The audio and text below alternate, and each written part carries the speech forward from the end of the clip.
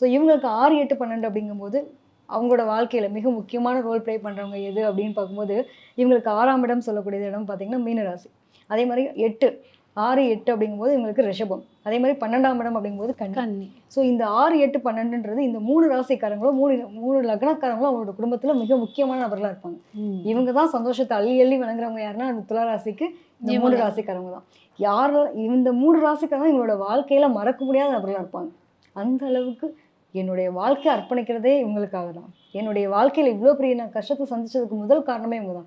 நிறைய பேர் பார்த்தீங்கன்னா அந்த துலா ராசிக்காரங்க சும்மா இருக்க மாட்டாங்க. தனக்கு ஒரு விஷயம் தெரியுது அப்படின்னா அதை பல பேருக்கு தன்னுடைய தொழிலை கூட விட்டு கொடுத்துட்டு திருப்பி அடிப்படையிலேருந்து வரக்கூடிய நபர்கள் சொல்லுவோம் இல்லையா. இப்போ ஒரு வேலை செய்கிறாங்க அப்படின்னா அந்த வேலை அவங்களுக்கு தெரிஞ்சிருச்சு, அவங்களுக்கு தெரிஞ்ச ஸ்கில்லை பல பேருக்கு கற்றுக் கொடுப்பாங்க. அதை லாஸ்ட்டில் என்ன ஆகும் அப்படின்னா அவங்கள ஏற்றி விட்டுட்டு இவங்க அந்த இடத்த விட்டு விலகிட்டு திருப்பி 0லேருந்து ஸ்டார்ட் பண்ணுவாங்க. இந்த மாதிரி நிறைய நபர்கள் உண்டு.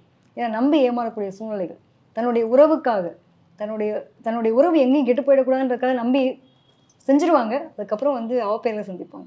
ஸோ இந்த நிலைகள் இந்த ராசி நக்கலமாகவும் இருக்கிறதுக்கான கொடுப்பனைகள் உண்டு.